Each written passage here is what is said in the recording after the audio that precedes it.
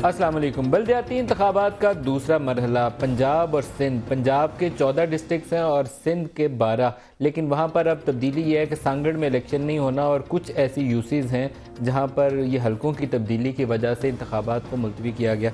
लेकिन एक अहम इशू ये है, हमारे रिपोर्टर है अब्बास शबीर, वो अभी मुझे ख़बर बता के गए हैं कि मैं इलेक्शन कमीशन से आया हूँ तो वहाँ पर सिंध के वोटर्स की तफसीलात उनके पास नहीं है, पोलिंग स्टेशन कहाँ है और वहाँ स्टाफ कौन सा डिप्लॉयड है उसकी भी तफसील उनके पास नहीं है और वो नाखुश है। ख़ुद इलेक्शन कमीशन नाखुश है, सिंध के जो अहलकार हैं उनकी जानिब से और आरओज़ और डीआरओ से भी वो कांटेक्ट करते हैं तो जवाब नहीं मिलता।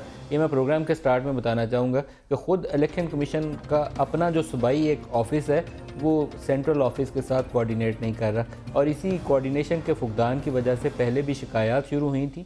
मई 2013 में भी ऐसी मिलती जुलती चीज़ें थी, पहले फ़ेज़ में भी कुछ ऐसी चीज़ें आई और दूसरे फ़ेज़ में दोबारा ऐसी चीज़ें आ रही हैं। इस इंतखाबात के नतीजे में जो पहला फ़ेज़ था उसमें PMLN इमर्ज किया as a powerful party in Punjab, जो पहला मरहला था, और Pakistan Peoples Party rural Sindh के अंदर दूसरा मरहला जो है कुछ ऐसे एरियाज़ में जा रहा है जहाँ तहरीक इंसाफ को पंजाब के अंदर और इसी तरीके से सिंध के अंदर दीगर जमातों को, जिसमें MQM भी हैदराबाद की हद तक शामिल होगी, उनको मौका मिलेगा कि वो किसी न किसी जगह पर, जैसे ठट्ठा में हो सकता है कि नून लीग की हमायत से वहाँ पर उनके उम्मीदवार जीत जाएँ। तो ये एक तब्दीली हमें नज़र आएगी जो पहले मरहले में नज़र नहीं आई। बड़ा डिवाइडेड नज़र आया पंजाब नून लीग का और सिंध में हमें नज़र आया पाकिस्तान पीपल्स पार्टी जीत रही है। ये तो हमारे प्रोग्राम का एक हिस्सा होगा और दूसरा हिस्सा हम कंटिन्यू करेंगे उसी गवर्नेंस वाले इशू के ऊपर, जहाँ पर एक फ़ौज की जानिब से बयान और एक हुकूमत की जानिब से बयान आया और उसके बाद लगा ये कि मामलात में बहुत तनाव है।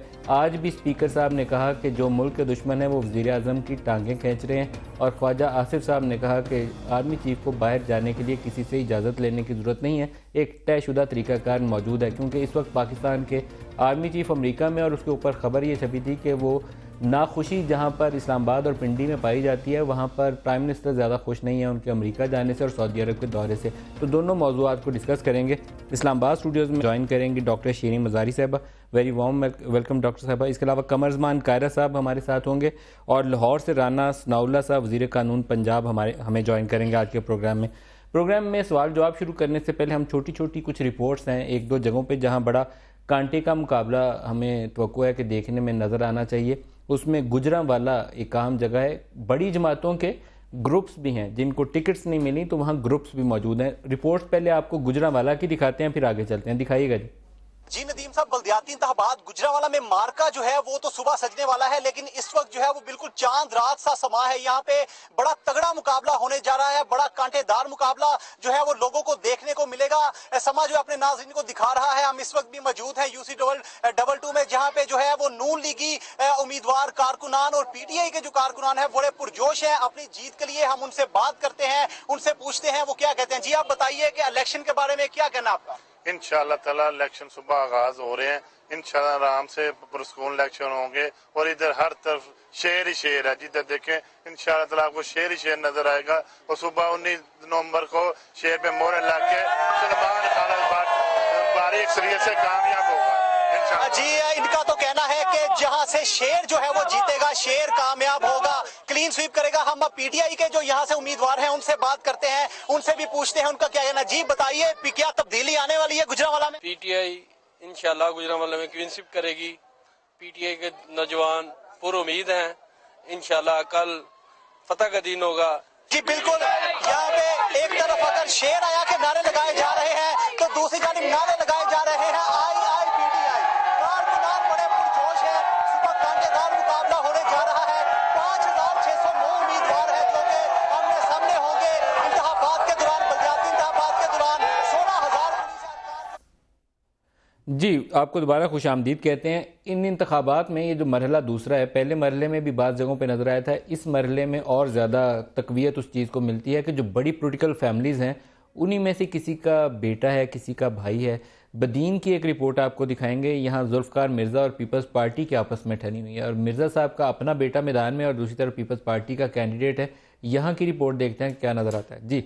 यहाँ हम देख रहे हैं कि बदीन में सबसे अच्छी जो सूरत हाल है वो ये है कि दोनों के कारकुनान जो है वो बिल्कुल आमने सामने खड़े हैं, कहीं कोई जो है वो अभी तक नाखुशगवार वाक़या पेश नहीं आया है। लेकिन डॉक्टर ज़ुल्फ़िकार मिर्ज़ा और डॉक्टर फहमीदा मिर्ज़ा की जानिब से बड़े तहफ़्फ़ुज़ात का इजहार किया जा रहा है। उनकी जानिब से कहा जा रहा है कि सिंध गवर्नमेंट जो है वो मुकम्मल तौर पर इस इलेक्शन पर हावी हो चुकी है, पुलिस को पार्टी बना दिया गया है, यहाँ का जो DRO है वो पार्टी बना हुआ है। इस तमाम सूरत हाल पर हम बात करने की हमारे साथ मौजूद हैं यहाँ के मकामी MNA हैं कमाल चंग और यहाँ के डिस्ट्रिक्ट प्रेसिडेंट भी हैं। हम उनसे जानते हैं। इल्ज़ाम लगाया जा रहा है कि सादा लिबास पुलिस एहलकारों को उनके जानिब भेजा जा रहा है, कोई गिरफ्तारी या खुदा न खास्ता या इस तरह का कोई प्लान है हुकूमत का? कोई सादा लिबास आपको कल जो है वो नहीं मिलेगा। मेरे ख्याल में हमें जो इंस्ट्रक्शन मिली हैं गवर्नमेंट साइड से और इलेक्शन कमीशन से, कल से नहीं कि 17 तारीख से कोई भी वेपन जो है नहीं उठा सकता। अपने लाइसेंस भी कैंसिल हो चुके हैं 2 दिन के लिए, उनको सस्पेंड किया गया है। ये एक कमाल चंग थे जो अपने तहफ़्फ़ुज़ात भी बता रहे थे और अपनी सफाई भी दे रहे थे। लेकिन मैं आपको बताऊं कि बदीन के इलेक्शन में इलेक्शन कमीशन का किरदार जो है वो इंतहाई नाकिस नज़र आ रहा है। नाहल इस टाइम इलेक्शन कमीशन का अमला नज़र आ रहा है, क्योंकि बदीन की सड़कों पर जो है वो इलेक्शन कमीशन की जानिब से जो मोहरें जारी की जाती हैं वो सड़कों पर बिखरी हुई जो है वो नज़र आ रही हैं। और उसके साथ साथ इलेक्शन का ऐसा बहुत सा सामान है जो बदीन की मुतादिद सड़कों पर जो है वो बिखरा हुआ नज़र आ रहा है। जी, दोबारा खुशामदीद कहते हैं। बदीन जहां मिर्ज़ा साहब को ये साबित करना पड़ेगा कि वो एक तरफ बिलावल कैंपेन चला रहे हैं और दूसरी तरफ मिर्ज़ा साहब के हमायत याफ्ता उम्मीदवार खड़े हों, तो वो रेलेवेंट रहते हैं या नहीं रहते, ये बदीन उसकी एक अहम मिसाल होगी। हम हैदराबाद की भी आपको रिपोर्ट दिखाएंगे। यहाँ MQM पूरी कोशिश करेगी कि वो पीपल्स पार्टी के मुकाबले में अपने बंदे ज़्यादा जितवा ले। देखते हैं हैदराबाद से रिपोर्ट क्या कहती है, दिखाइएगा। जी, इस वक्त हम मौजूद हैं हैदराबाद में और यहाँ पर जो है बिल्कुल 24 घंटे पहले जिस तरह इलेक्शन कमीशन की एक मुहिम होती है कि 24 घंटे पहले जो है मुहिम का जो है बिल्कुल कैंपेन का जो अमल होता है वो बंद हो जाता है और उसके बाद जो है अब यहाँ पर जगह जगह जो जमातों की जो है वो कॉर्नर मीटिंग्स वगैरह स्टार्ट हैं। बिल्कुल ये तय किया जा रहा है कि किस तरह कल का लाया अमल क्या होगा, किस तरह जो है वो जमातें हैं वो काम करेंगी, किस तरह उनके ऑफिसर्स जो हैं किस तरह उनके वोटर्स को अपने कायल करेंगी वोटर्स के लिए। तो अभी यहाँ पर हमारे साथ जो है वो हैदराबाद के जो है MP रुकन सिंध असम्बली जो है साबिर कायम खानी साहब मौजूद हैं। हम इनसे बातचीत करेंगे। कराची में आप लोगों का बहुत ज्यादा जोर है माना जाता है, लेकिन हैदराबाद में जिस तरह 10 जमातों ने इत्तेहाद बना लिया और एक बिल्कुल आप लोग के खिलाफ मुखालिफ उसमें खड़े हुए, तो आप उस इत्तेहाद को कैसा देखते हैं? आपको क्या लगता है कि उस इत्तेहाद की बिना पर जो है कुछ नुकसान पहुंचेगा MQM के जो वोटर्स हैं, क्या वो उसकी तरफ माइल होंगे या सिर्फ जो आपके वोटर्स हैं वो आप लोगों को ही वोट देंगे? देखिए, हैरत की बात है कि इत्तेहाद में वो लोग शामिल हैं जो बाइख्तियार भी हैं, जो आवाम के मसले हल कर सकते थे, करने चाहिए, लेकिन आवाम ने सेकंड फेज़ में हैदराबाद में इलेक्शन से पहले ही उनको टोटली नॉकआउट कर दिया कि यहाँ से 198 काउंसलर्स बिला मुकाबला मुत्तहदा के आ गए।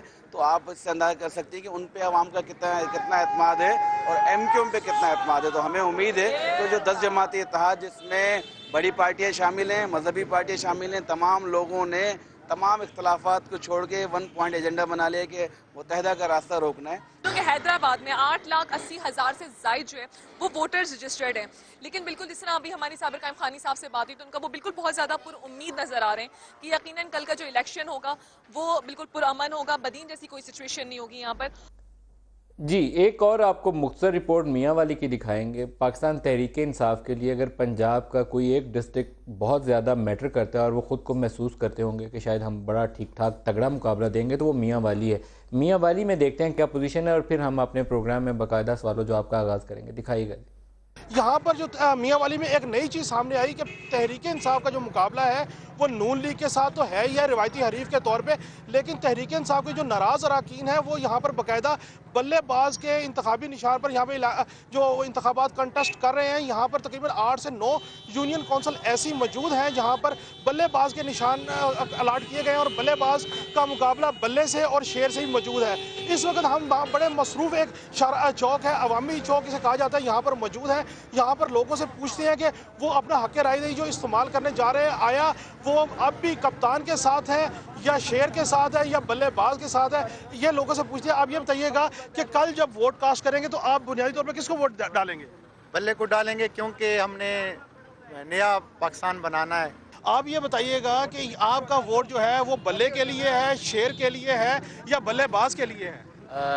हमारा वोट जो है ना वो अपना शेर के लिए है और हम शेर के कैंडिडेट हैं पक्के।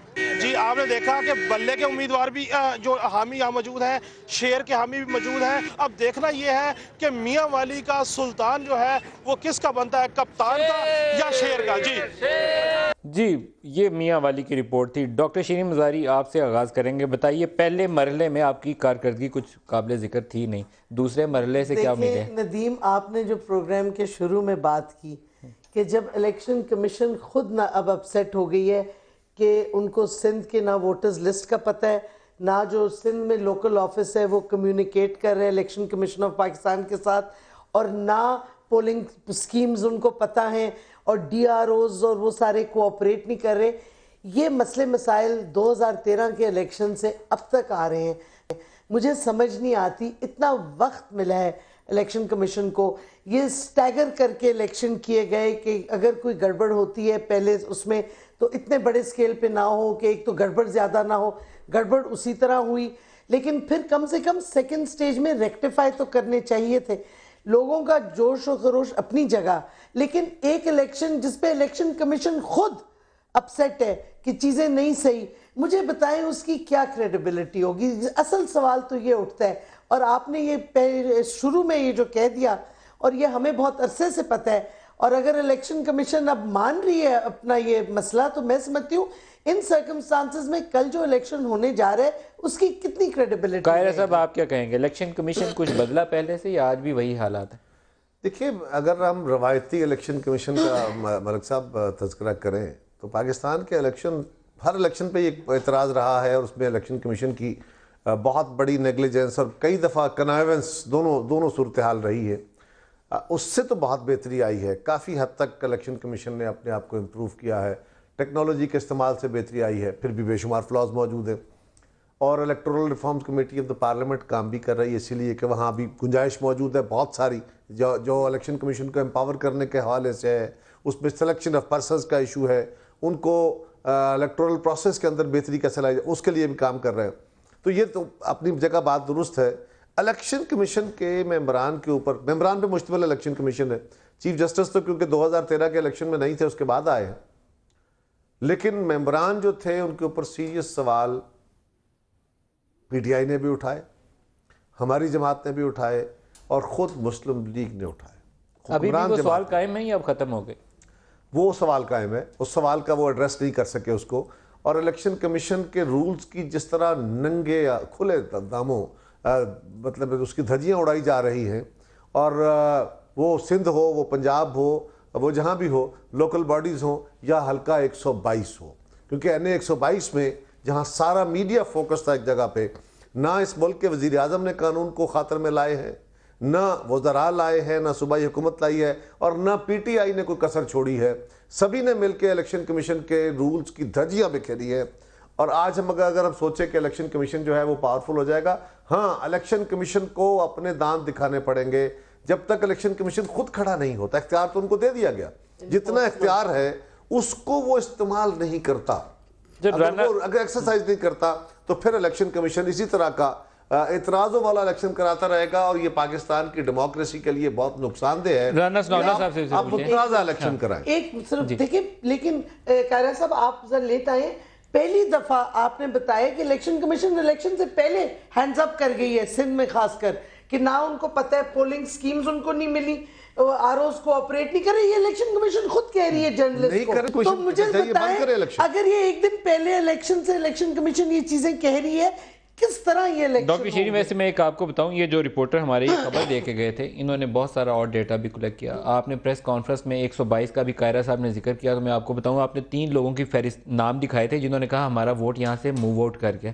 वो तीनों को क्रॉस वेरीफाई करने के बाद मेरे पास दोनों की कॉपीज हैं। हमने इलेक्शन कमीशन को मेरे पास 2000 एफिडेविट दोनों की कॉपीज हैं मेरे पास साहब। अब हमने 2000 की लिस्ट ले लूंगा, लेकिन जिस टीम का आपने प्रेस कॉन्फ्रेंस में दिखाया वो मई 2013 में भी 122 के वोटर नहीं थे, 2015 में भी नहीं थे। हमने 2000 की एफिडेविट्स के साथ मैं वो भी आपसे लिस्ट ले लूंगा। कायरा साहब कह रहे हैं इन्फोर्स नहीं करते, जब इलेक्शन कमीशन ने एक दिन पहले हैंड्स अप कर दिए, सबसे कैसे होगा इलेक्शन? मैं सिर्फ ये गुजारिश करता हूं कि अगर इलेक्शन कमीशन जिस तरह डॉक्टर साहब फरमा रही है, अगर ऐसा है, मुझे नहीं पता, इन्होंने नहीं बताया। मैं गुजारिश कर रहा हूं, जो आप कह रही, मैंने आपसे सुना, अगर ऐसा है तो इलेक्शन कमीशन को अपनी जिम्मेदारी का इजहार करना चाहिए। हाँ, सेक्रेटरी इलेक्शन कमीशन ने जो बात कही है, उन्होंने ये कहा कि हमने, जो मैंने पढ़ी है टिकर देखे, कि हमने अदालत के हुक्म पे कुछ हल्का बंदियों की तब्दीली की वजह से कुछ नहीं, वो अलग इशू है, वो अलग इशू है, वो सेपरेट इशू है। राना सनाउल्लाह साहब, पंजाब का पहला मरहला नून लीग मेरे ख्याल में बगैर मुकाबले के जीत गई, क्योंकि आपको टफ कंपटीशन फेस ही नहीं करना पड़ा।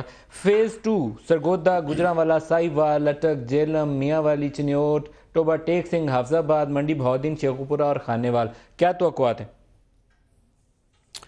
देखें नदीम मलिक साहब, मैं पहली बात तो ये करूँगा कि कोई भी यानी जो है वो इलेक्शन हो या कोई भी और भी कोई मामला हो, तो आवाम की दिलचस्पी जो है वो उसकी क्रेडिबिलिटी में भी और उसके सही या गलत होने का फ़ैसला जो है वो करती है। और एक तो ये है कि ये बल्दियाती इलेक्शन जो है, इसमें लोगों की जो पार्टिसिपेशन है, यानी कोई हल्का एवरेज, आप काउंसलर का हल्का, वार्ड का हल्का होता है बड़ा छोटा सा, वहाँ पे भी ऐसा नहीं है कि जहाँ पे 2-3 लोग जो हैं वो आपस में जो है वो मुकाबला नहीं कर रहे, और बहुत कम हल्के हैं जो है वो अनअपोज हुए हैं। इसी तरह से यूनियन काउंसिल्स में भी एवरेज जो है वो 3-4 लोग जो हैं वो आपस में जो है वो मुकाबला कर रहे हैं।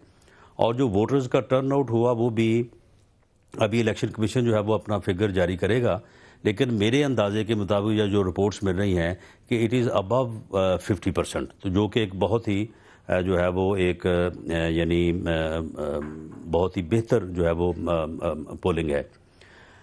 दूसरा, पंजाब के जिन 12 ज़िला में पोलिंग हुई है, कोई 16,000 के करीब पोलिंग स्टेशन थे, कोई 19 जगह पे जो है वो स्कफल्स हुए हैं, कोई डेंजरस या कोई जिसमें जानी माली नुकसान हो, वायलेंस नहीं हुई, और सुबह 7:30 बजे से लेकर 5:30 बजे तक बड़ी स्मूथ जो है वो पोलिंग हुई है।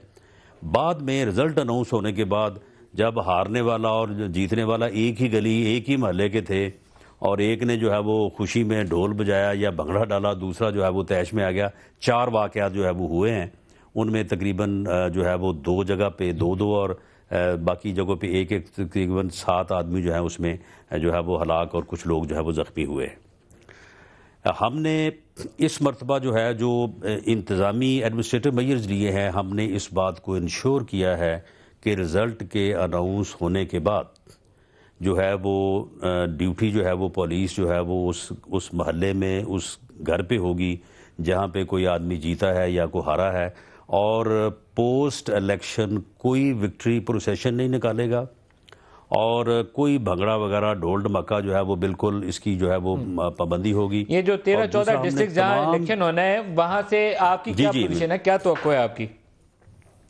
और इसमें हमने एक ये भी किया है कि जो कंटेस्टिंग कैंडिडेट हैं, उनसे हमने जो है वो उनका लाइसेंसी असला जो है वो भी जमा करवाया है।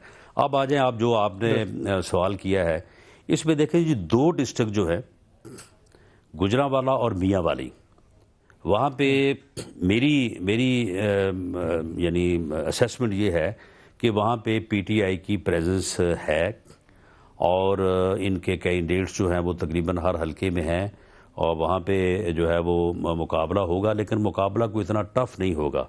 मुस्लिम लीग नून के लोग जो हैं, जो हमारी रिपोर्ट्स या हमारी तवक्कुआत हैं, उनको वाज़े बर्तरी जो है वो इन 2 जगहों पे भी हासिल है। और बाकी जगहों पे? बाकी जगहों पे देखें, इसमें नदीम मलिक साहब, ये जो है ये इलेक्शन जो है ना, इसको ये सिर्फ रैलीज़ निकालने से या सिर्फ जलसे करने से, ये तो हर यूनियन काउंसिल को लेके बैठना पड़ता है और वहाँ पे देखना पड़ता है कि बरादरी कौन सी है, ग्रुप कितने हैं, किस कैंडिडेट की क्या हैसियत है, किसको किसके साथ मिलाएं, तो ये मामला जो है ये आगे चल सकता है। ये कि पूरी एक साइंस है।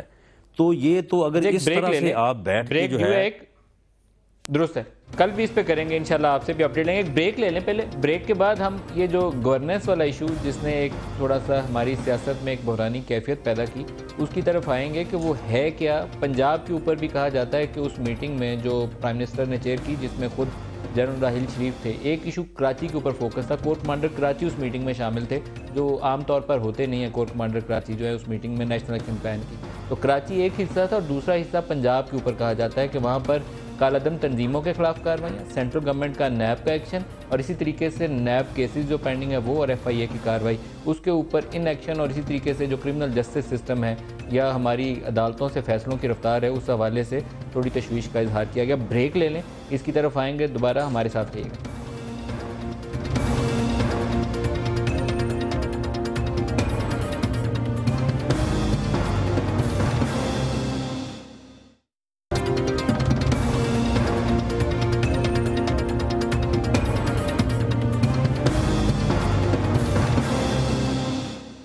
डॉक्टर शरीफ मज़ारी, अभी न्यूज़ अपडेट ये था कि जॉन कैरी से मुलाकात हुई है जनरल राहिल शरीफ की।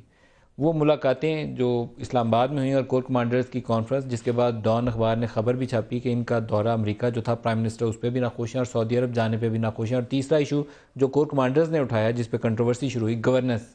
आप क्या महसूस करती हैं, गवर्नेंस ठीक है? देखिए, गवर्नेंस का बहुत बड़ा इशू है और ये हमारी बड़ी क्लैरिटी है कि पब्लिकली नहीं होना चाहिए था, लेकिन सवाल उठता था कि क्या प्रेशर था कि ये पब्लिक स्टेटमेंट आई। क्या प्रेशर था? क्या प्रेशर था? मैं आपसे पूछूं। मैं समझती हूँ कि हुकूमत को नेशनल एक्शन प्लान पे जो उनका फर्ज बनता था इम्प्लीमेंटेशन का उन्होंने उस पर कुछ नहीं किया। उसमें reform of criminal justice system है, उसमें नेक्टा का अभी तक परमानेंट स्टाफ भी नहीं, बजट भी नहीं, वो नहीं किया। रिफॉर्म शुरू भी नहीं हुआ क्रिमिनल जस्टिस। देखिए, मिलिट्री कोर्ट्स का सनसेट क्लॉज है, लिमिटेड टाइम के लिए अप्रूव हुए थे। उसके बाद उस टाइम पीरियड में आपने क्रिमिनल जस्टिस सिस्टम को रिफॉर्म करना था, आपने नहीं किया। हेट स्पीच आपने नहीं की। लाल मस्जिद का आपने देख लिया जुम्मे को क्या हुआ। मदरसा रिफॉर्म अब आप कह रहे हैं जी 3 महीने लगेंगे, कुछ बताया नहीं गया कि क्या। पार्लियामेंट में आपको चाहिए था कि आके सपोर्ट लें और बताएं कि क्या क्या स्टेप्स आपने लिए हैं। तो एक डिस्कनेक्ट है। देखिए, फौज मिलिट्री एक्शन कर सकती है, फौज लॉन्ग टर्म दहशतगर्दी का नहीं कुछ कर सकती अगर सिविलियन एडमिनिस्ट्रेशन मेजर्स नहीं ले। सिविलियन कंट्रोल होना चाहिए और ये नहीं नजर आ रहा। अच्छा, मैं इसका राना साहब से जवाब ले लूं, फिर मैं आगे आऊंगा, कायरा साहब से पूछूंगा। राना साहब, आप इसका क्या दिफा देते हैं? देखिए नदीम मलिक साहब, फ़ौज जो है वो ज़रबे अज़ब के ज़रिए से या नेशनल एक्शन प्लान के ज़रिए से बिल्कुल दहशतगर्दी के ख़िलाफ़ जो है वो बहुत ही कमिटमेंट के साथ जो है वो जंग लड़ रही है और उसमें बहुत कुर्बानियाँ जो है वो पेश कर रही हैं। आप उनके ऑफिसर जवान जो हैं वो शहीद हो रहे हैं और इसमें कोई शक नहीं कि जिस तरह से हर पाकिस्तानी ये चाहता है, हुकूमत भी चाहती है, बाकी पॉलिटिकल पार्टीज़ भी चाहती हैं, सब चाहते हैं कि ये ज़रबे अज़ब जो है ये कामयाब हो और दहशतगर्दी ख़त्म हो, क्योंकि इसमें किसी किस्म की वीकनेस या जो हार है वो तो ऑप्शन ही नहीं है, वो तो ऑप्शन अवेलेबल ही नहीं है। और इसमें कुछ चीज़ें ऐसी हैं कि जिनकी मैं अपने तौर पे समझता हूँ कि ये कोई मेरी इन्फॉर्मेशन नहीं है कि जिनके ऊपर जब उनकी जो भी कोर कमांडर्स की या जो भी उनकी अपनी मीटिंग्स होती होगी तो उसमें उनको लाजमी बात है कि तशवीश होगी।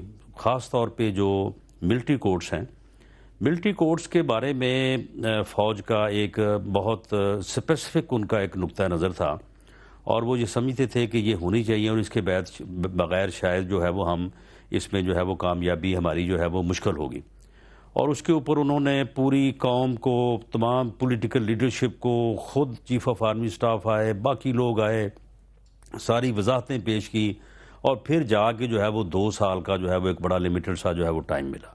अब 2 साल में से जो है मेरा ख्याल है कि 1/4 टाइम जो है वो गुजर चुका है और अभी तक 1-2 मिलिट्री कोर्ट जो है वो बनी नहीं है और अगर कोई फैसले हुए हैं तो वो फैसले दोबारा अपील में चले गए हैं, जबकि शायद उनका नुक्ता नज़र ये था कि जो फैसला मिलिट्री कोर्ट्स करेंगी उसकी फौरी तौर पर एग्जीक्यूशन होगी। अब वो दोबारा ये चला गया कि नहीं, पहले वो फैसला जो है वो हाई कोर्ट में जाएगा, हाई कोर्ट के बाद आप क्या कहते हैं कि मिलिट्री कोर्ट्स की जरूरत नहीं थी? आपका कहना यह है कि मिलिट्री कोर्ट्स की जरूरत नहीं थी?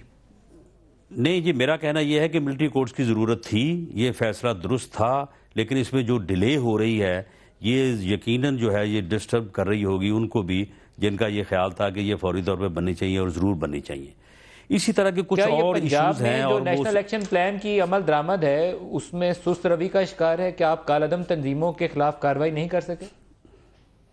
नदीम मलिक साहब, कालादम तंजीमों के खिलाफ जो पंजाब ने कार्रवाई की है और जिस तरह से कालादम तंजीमों की एक कैटेगरी की लीडरशिप जो है उसको वाइप आउट किया है, इसकी तो मेरा ख्याल है कि शायद जो है वो किसी को भी तवक्को नहीं थी और नेशनल किस इलेक्शन जमात का प्लान जो की हार्ड पंजाब कोर में आपने कहा कि वाइप आउट किया, वो कौन सी है ग्रुप? बहरहाल मैं यहाँ पे इस तरह से जो है वो किसी की निशानदेही करनी नहीं चाहता। उसकी वजह ये है कि जो उसमें जो भी हालात हुए, जिस तरह से वो मामलात हुए, लेकिन जो नेशनल एक्शन प्लान है उसकी रेगुलर मीटिंग्स होती हैं, और उन मीटिंग्स में अगर ये तय हुआ ना कि जी नेक्स्ट टाइम 831 जो हैं ये ग्रे एरिया के लोग हैं ये पकड़ने हैं, तो ये 830 नहीं पकड़े गए, 31 ही पकड़े गए। तमाम मदरसों की जियो टैगिंग हुई है। आज हमें मालूम है कि पंजाब के 15,783 मदारिस में कितने रजिस्टर्ड हैं, कितने नॉन रजिस्टर्ड हैं। 10 लाख स्टूडेंट्स पढ़ रहा है, 7 लाख जो है वो डे स्कॉलर है, 3 लाख जो है वो बोर्डिंग है। इसमें से 25,000 जो है वो ऐसे हैं जिनका तल्लक पंजाब से नहीं है, और उन 25,000 में से 1100 ऐसे हैं जिनका तल्लक जो है वो फॉरेन कंट्री से है। किन का वीज़ा जो है एक्सपायर हो चुका है, किन का ओवर स्टे है, वहाँ पे टीचर्स कौन हैं, उनकी बैकग्राउंड क्या है, उनमें से कितने 4 शेड्यूल में थे, उन सब को जो है वो निकाला है। तो इसलिए मैं अपनी इन्फॉर्मेशन की बुनियाद पे कह सकता हूँ कि हमेशा नेशनल इलेक्शन प्लान की जब मीटिंग हुई है पेस्ट कमेटी की यहाँ पंजाब में, तो वहाँ पे जो है वो इत्मीनान का इजहार किया गया है। इसलिए अगर किसी जगह पे कोई डिससैटिस्फैक्शन भी है तो वो कम से कम जो है वो पंजाब नहीं किसी और एरिया की हो सकती है। पंजाब ठीक कर रहे हैं नेशनल इलेक्शन प्लान की अमल दरामद, या उसमें दुश्वारी है? देखिए मलिक साहब, गुजारिश ये है, पहली बात तो ये है कि इसके ऊपर बड़ा वाज़ेह टेक है कि ये इस तरह प्रेस स्टेटमेंट ना आती तो ज़्यादा बेहतर होता। दूसरी बात यह है कि मुसल्लह अफवाज ने अपनी फ्रस्ट्रेशन का या अपनी मजबूरियों का इस तरह इजहार किया है। ये इजहार करना कोई जुर्म नहीं है, कोई गलती नहीं है। अगर कोई एक इदारा, कोई एक सेक्शन जो इस वक्त काउंटर टेररिज्म में फ़ौज हो या बाकी कोई हमारे इदारे हो, वो हुकूमत वक्त को या अपने दूसरे किसी इदारे को अपने तहफ़्फ़ुज़ात का, अपनी सजेशन का इजहार कर सकता है, इसमें कोई जुर्म नहीं है। लेकिन उसका जो मीडियम है वो गलत है। वो हुकूमत को, फ़ौज को कम्युनिकेट करने के लिए बजरिया मीडिया गुफ्तगू नहीं करनी चाहिए। इस पे एक बहस है। बाकी जहाँ तक ताल्लुक उनका यह है कि जी आपके फ़लाँ सेक्शन या नैब पे पूरा अमल नहीं हो रहा, वो सिंध में नहीं हो रहा, पंजाब में नहीं हो रहा, फ़लाँ जगह नहीं हो रहा, वो तहफ़्फ़ुज़ का इजहार करना अगर वो पूरे कम्प्रीहेंसिव प्लान को देख के चलते हैं तो उनका हक है। 20-21 नुकात थे ना जी, वो जो आप लोगों ने तय किए थे, उसमें क्या अमल दरामद की रफ्तार है? मैं उसी पर लगा। रही बात अमल दरामद की, तो नैब के ऊपर मैं और आप क्यों कहें? आज से 1.5 महीना या 2 महीने के दरमियान का वक्त है, 1.5 महीना तकरीबन हुआ है। वज़ीर आज़म पाकिस्तान ने खुद कहा कि नैब के कुछ सेक्शंस पे तो ठीक अमल हो रहा है, कुछ पे थोड़ा हो रहा है और कुछ पे नहीं हो रहा। फिर वज़ीर दाखिला साहब ने भी यही बात ऑलमोस्ट रिटेट की। अब जब हुकूमत वक्त ये कह रही है और एडमिट कर रही है, और राना साहब कह रहे हैं कि उसका 1/4 टाइम भी खत्म हो गया है, तो इसको, इस सेक्शन को किसने दुरुस्त करना था? सिविल साइड से किसने मामला आगे बढ़ाने थे? मलिक साहब, बड़ी सिंपल बात है, फौज अपना काम कर रही है, उस मामले को भी कंसोलिडेट करने की ज़रूरत है। वो भी मुकम्मल इत्मीनान वाले सूरत हाल नहीं है। हाँ, बड़ी कुर्बानियाँ दे के और बड़ी जद्दोजहद करके उन्होंने स्पेस गेन की है। अफगानिस्तान में सूरत हाल क्या बन रही है, दीगर इलाकों में क्या बन रही है, और पाकिस्तान में क्या उसको सपोर्ट मिल रही है, वो सारे अमल को, इसी पे उनकी फ्रस्ट्रेशन है। और एक बात याद रखिए, हम कहते हैं ना, छोटी सी स्टेटमेंट्स आ गई, मैं बताता हूँ वो क्या लेवल था जिसकी बुनियाद के ऊपर पब्लिक स्टेटमेंट जारी? सर मुझे नहीं पता, मैं इनसाइडर नहीं हूँ, ये कोई इनसाइडर बताएगा, बाकी हम स्पेकुलेट करेंगे, आपके पास खबर हो सकती है। लेकिन एक बात याद रखिए, ये कहा जाए कि पाकिस्तान के इस कौमी प्रोजेक्ट के ऊपर या कौमी एक्शन प्लान के ऊपर अमल दरामद हो रहा है, अरे यार, जो हुकूमत इस शहर के अंदर बैठे हुए एक मस्जिद के इमाम को, उसको कंट्रोल नहीं कर पा सकी, आज तक नहीं कर सकी। आप भी नहीं कर पाए 5 साल है जी, आप भी 5 साल नहीं कर पाए। हम तो फेल हुए जी, हम तो इनकार कर ही नहीं रहे उसमें। हमने तो कहा था कि हमारे बस के बाहर है। हमें तो वैसे भी जरा दीन से एक तरफ रखने वाली बात की जाती है ना। लेकिन मैं तो सवाल ये कर रहा हूं कि आज जो सबसे बड़े कामयाबी के दावे हैं, क्या इस्लामाबाद में वो एक मस्जिद का इमाम सारी रियासती इदारों को चैलेंज नहीं कर रहा? क्या आपने उसको काबू कर लिया? ये है आपकी रेट, जिसकी बुनियाद कहीं जाके डीजी खान के या राजनपुर के या राणा साहब के इलाके के या मेरे इलाके के मदरसों को छोड़ दीजिए, वहां भी नहीं। और सिर्फ मदारस नहीं है मलिक साहब, मलिक साहब सवाल ये है कि एक है लड़ाई फिजिकल, और दूसरी वो बड़ी लड़ाई है, उस फिजिकल लड़ाई से बहुत बड़ी लड़ाई है जो माइंड सेट की है। उस माइंडसेट की काउंटर नैरेटिव की है, उसके लिए हुकूमत वक्त ने क्या किया है, ये एक बहुत बड़ा सवाल है। एक ब्रेक ले लें, ब्रेक से वापसी पे डॉक्टर साहब आइएगा और फिर राना साहब से भी बात करेंगे। एक ब्रेक ले लें।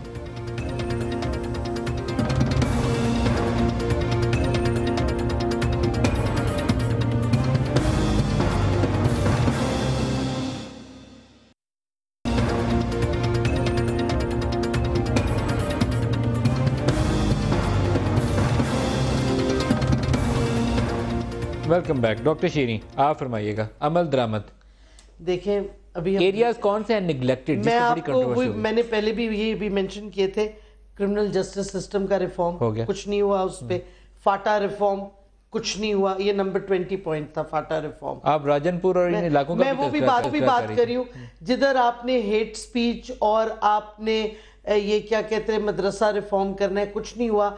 ये राना साहब बात कर रहे थे पंजाब में, मैं आपको बताऊं राजनपुर में जो कलअदम तंजीमें हैं और जो क्रिमिनल एलिमेंट्स हैं कच्चे के इलाके में मिल गए हैं, छुपे हुए हैं, कोई एक्शन उनके खिलाफ नहीं हो रहा। थोड़ा सा हुआ था, 1-2 पुलिस वाले बेचारे मारे गए, उसके बाद ये एक्शन नहीं हुआ। तो मतलब है नेक्टा की बात हो रही थी, उसको आपने इंस्टीट्यूशनलाइज नहीं किया, नाम में एग्जिस्ट करता है, ना फंड्स दिए ना परमानेंट स्टाफ आपने दिया है। आपने डिसआर्म करना था प्राइवेट मिलिशियाज को, वो आपने नहीं किया। ये सारी चीजें, और आपने काउंटर नैरेटिव डेवलप करना था, वो आपने नहीं किया। मुझे बताएं सिविलियन हुकूमत ने क्या किया? आईडीपीज को आपने एक पूरा इकोनॉमिक रिफॉर्म पैकेज लाना था कि जब फौज जिसके जवान शहीद हो रहे हैं, जो एक्शन कर रहे हैं फाटा में, उसके बाद देखिए मिलिट्री होल्डिंग ऑपरेशन तो नहीं कर सकती, वो एक्शन करेगी। उसके बाद एक सिविलियन एडमिनिस्ट्रेशन ने जाना था ताकि जो आईडीपीज वापस जाएं उनके लिए कोई इकोनॉमिक पैकेज हो, ताकि वही पुराना system of frustration and deprivation ना हो। वो आपने नहीं किया। मतलब मुझे बताएं आपने किया क्या है जो नैप में था, बताइए राना साहब, हुकूमत ने करना था। जी राना साहब। जी देखें, शीरी मज़ारी साहबा ने जो बात की है, देखें इसमें किसी जगह पे भी अगर मैं ये कहूँ कि जी बिल्कुल हमने आखिरी हदों तक जाके जो है वो हर चीज़ को ठीक कर दिया है, तो वो तो मुनासिब नहीं होगा। लेकिन बात यह है कि मदरसा रिफॉर्म, हमने तमाम मदरसों को जो है वो रेगुलेट किया है, जिस तरह से मैंने पहले भी अर्ज़ किया। हमने 532 मदारस को जाके बिल्कुल एक एक चीज़ जिसको सर्च कहते हैं, हमने उनको जो है वो खंगाला है। और इस वक्त मैं ये कह सकता हूँ कि पंजाब में कोई भी मदरसा ऐसा नहीं है जहाँ पे मिलिटेंसी की कोई ट्रेनिंग या मिलिटेंसी जो है वो पढ़ाई जाती हो। उसके अलावा जो यानी इन्होंने कच्चे के इलाके की बात की है, रुझान में एक मदरसा था, उस मदरसे का तल्लक भी इस्लामाबाद के मौलवी साहब से था। हमने उसको फौरी तौर पे जो है जब इन्होंने वहाँ पे ऐसी बात की, उसको हमने बंद कर दिया है, उसको सील कर दिया है। जो कच्चे के इलाके में लोग हैं, बहरहाल वो क्रिमिनल हैं, वो डाकू हैं, वो उनके ख़िलाफ़ कार्रवाई होनी चाहिए, लेकिन वो शायद उस कैटेगरी के दहशतगर्द नहीं हैं जिनकी हम इस वक्त जो है वो बात कर रहे हैं। उनके ख़िलाफ़ हमने ऑपरेशन शुरू किया था, लेकिन फिर बल्दियाती इलेक्शन की वजह से हमें उसे ऑफ करना पड़ा। बल्दियाती इलेक्शन के फ़ौरन बाद जो है उनके ख़िलाफ़ एक इंतहाई मुनज़्ज़म जो है वो हम कार्रवाई करने जा रहे हैं, और इंशाअल्लाह ताला उस पूरे इलाके को जो है वो हम जो है वो क्लियर करेंगे। हमने हेट मटीरियल के ऊपर 100% जो है वो हमने उसके ऊपर काबू पा लिया है। हेट स्पीचेज जो है ये अब मुहर्रम गुजरा है, उसके बाद कोई हेट स्पीच जो है वो नहीं हुई। हमने तकरीबन 3000 लोगों को जो है वो विद इन डिस्ट्रिक्ट जो है वो बाउंड कर दिया था कि आप अपने डिस्ट्रिक्ट से नहीं निकलेंगे और दूसरी जगह जाके आप स्पीचेस नहीं करेंगे। उसके ऊपर हमने पूरी तरह से जो है वो पाबंदी करवाई है। तो इसलिए ये कहना कि सब कुछ हो गया ये भी दुरुस्त नहीं है, लेकिन ये कहना कि जो कुछ भी नहीं हो रहा, मैं समझता हूँ कि ये बात भी जो है ये दुरुस्त नहीं है। मैं आपको, मुझे पता होता तो मैं आज वो डेटा ले आती। मेरे पास 3 साउथ पंजाब, डीजी खान, राजनपुर, रहीमियार खान का पूरा मदरसों का डेटा है। वो पुराना है और अभी अपडेटेड नहीं होगा आपके पास। राना साहब ने एक्शन लिया पंजाब में। आपको मैं वो जो हमने आइडेंटिफाई किए थे रेडिकल मदरसास जिधर रेडिकलाइजेशन होती है, हेट, आप मुझे फहरिस्त दीजिएगा, मैं राना साहब उसका जवाब दूंगा। आप खुद अपने रिपोर्टर को भेज के चेक करवा लें कितने में। कायरे साहब, गैर मुल्की दौरा, अभी जॉन कैरी से मीटिंग की खबर चल रही है आर्मी चीफ की, ये दौरा होना चाहिए था क्योंकि इसके ऊपर भी कहा जाती है कि तनाज़ा मौजूद है। देखिए मुझे नहीं पता गवर्नमेंट का इस पर कोई तनाज़ा है, कोई रिजर्वेशन है कि नहीं है। इस वक्त पाकिस्तान में और अफगानिस्तान में जिस तरह के ऑपरेशन चल रहे हैं, अमेरिका के जो जर्नैल होते हैं, उनकी फ़ौज के जो सरबराह है, जो सेंटकॉम के इंचार्ज है या इस रीजन के जो इंचार्ज हैं, वो भी जब आते हैं तो वो भी हमारे सियासी लोगों को या सियासी हुकूमत से मिलते हैं, वो फ़ौजियों से भी मिलते हैं। उनके जो सेनेटर्स आते हैं वो भी जाके आर्मी चीफ से मिलते हैं। तो ये एक तरह का कॉपरेशन चल रहा है। मेरे ख्याल में कोई ये बहुत बड़ा अलार्मिंग ऐसी बात नहीं है कि जिसपे हम सऊदी अरब का विजिट, देखिए जाके विजिट्स तो हमारे पहले भी होते रहे, रेगुलर होते रहे, लंबा वक्फा नहीं कभी और आया। बहुत सारे, ये भी बात दुरुस्त है कि हम कहते हुए बाज़ औक़ात चीज़ें अमर माने होते हैं कई सारे, लेकिन ये बात भी दुरुस्त है कि बहुत सारे ममालिक ऐसे हैं जो कॉपरेशन कर रहे हैं हमारे साथ। अब वो कॉपरेशन का रंग क्या है, लेकिन वो समझते हैं कि डायरेक्टली फ़ौज के साथ हमें फर्स्ट हैंड इन्फॉर्मेशन भी शेयर करनी चाहिए और शायद आपस में कॉपरेशन भी करना चाहिए। ये भी एक सीरियस इशू रहा है, माजी का भी है।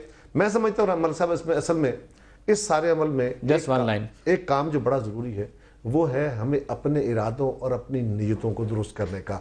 इस वक्त अगर आपने मदरसा रिफॉर्म्स को सिर्फ रजिस्ट्रेशन के साथ लिंक किया तो ये काफ़ी नहीं है, करिकुलम बदलने होंगे, तालीमी निज़ाम बदलना होगा। मज़ारी साहब और राना सनाउल्लाह साहब, आप सबका शुक्रिया के लिए। इतना ही बलदियाती इंतखाबात के साथ लंबी ट्रांसमिशन लेकर हाजिर होंगे आपके साथ। आज के लिए इतना ही, इजाज़त दीजिए, खुदा हाफ़िज़।